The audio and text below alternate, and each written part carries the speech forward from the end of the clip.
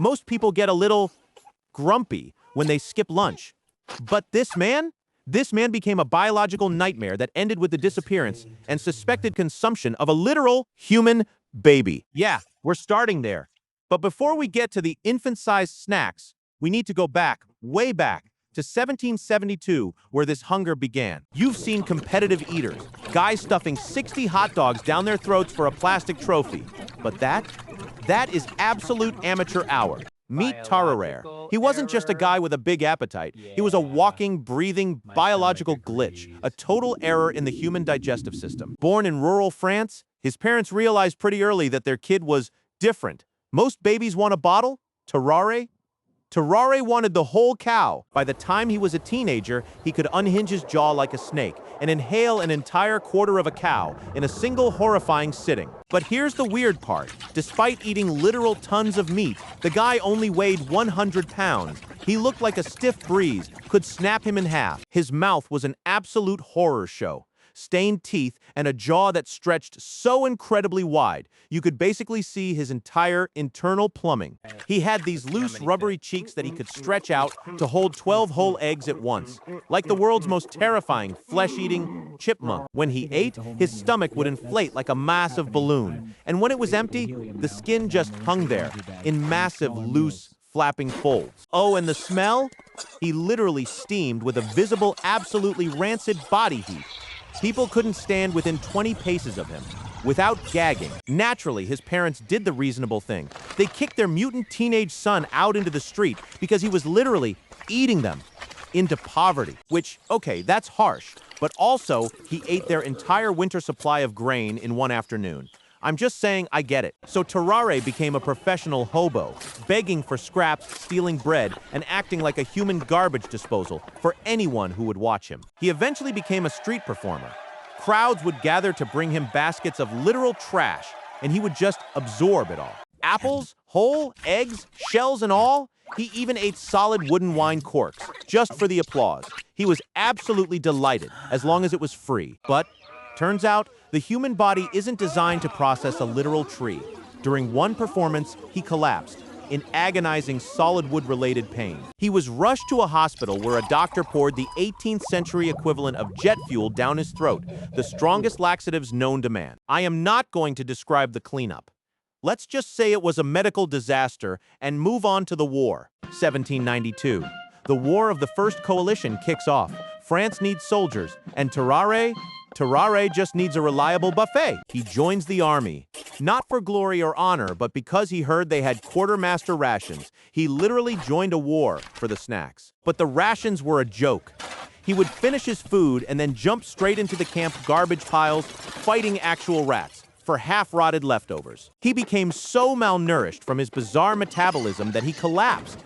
They carried him off to a military hospital where things got weird. Fast. The doctors were baffled, so they set a trap, a table with 15 full meals, food meant for 15 grown men, just to see what he'd do. He didn't eat, he inhaled.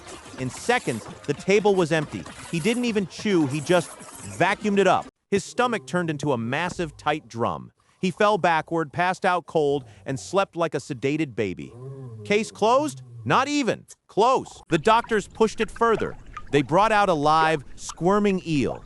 Most people would run. Tarrare looked at it like it was a 5-star steak. He bit the head clean off and slurped the entire bleeding body down his throat like a massive spaghetti noodle. The doctors were understandably horrified. Eels have incredibly sharp, vicious little bones. Normal intestines would be shredded. Tarrare, he just digested them like they were nothing. And then the cat. We're pixelating this part. Let's just say he left nothing but the fur, and even that was a maybe. The head surgeon didn't even know what to call him. How do you diagnose a guy like this? The official medical verdict, goddamn demon. But the military saw an opportunity. A general handed Tarrare a wooden box with a secret message. He pointed to his mouth. Swallow this. The payment? A wheelbarrow full of raw bull organs. For Tarrare, that was better than a retirement fund. He tilted his head back, unhinged his jaw, and aggressively gulped down the solid wooden box. No water, no problem. 2 days later, the box was retrieved. The plan worked. Tarrare was officially a biological covert spy. This could not go wrong. They dressed him as a peasant and sent him into Prussia. The goal blend in. The problem, Tarrare stands out like a neon sign. He was captured immediately. Why? Because he was sweating green vapor and frantically eating actual garbage in the middle of a field. Real subtle, Tarrare. The Prussians beat him, whipped him, and demanded to know why this foul-smelling French goblin was roaming their countryside, he confessed. So they chained him to a toilet and waited 30 grueling hours for the intel to arrive. It was the longest wait in military history. The box arrived. The note was a fake. The French were just testing him. The Prussian general was so furious. He almost had Tarrare executed. They put him before a firing squad. But at the last second, they just beat him up and kicked him out. Even the enemy thought he was too pathetic to kill. A battered Tarrare crawled back to the French hospital. He was completely broken. He begged the doctors to cure his monstrous hunger. They tried everything: vinegar, tobacco, even laudanum. Nothing worked. The hunger was literally consuming him from the inside out. He started sneaking out, fighting stray dogs in alleys for blood-soaked scraps. He was losing his mind and his humanity. It got darker. He was caught drinking blood from patients and trying to scavenge actual bodies down in the morgue. He was a monster. Look, I read the historical research so you don't have to. And trust me, it's about to get worse. Remember that baby from the intro? Yeah. A 14-month-old disappeared from the ward. The hospital looked at Tarrare, and he looked very, very guilty. That was the final straw. They violently threw him out the doors, banished forever from civilization for the ultimate crime. 4 years later, he died of tuberculosis.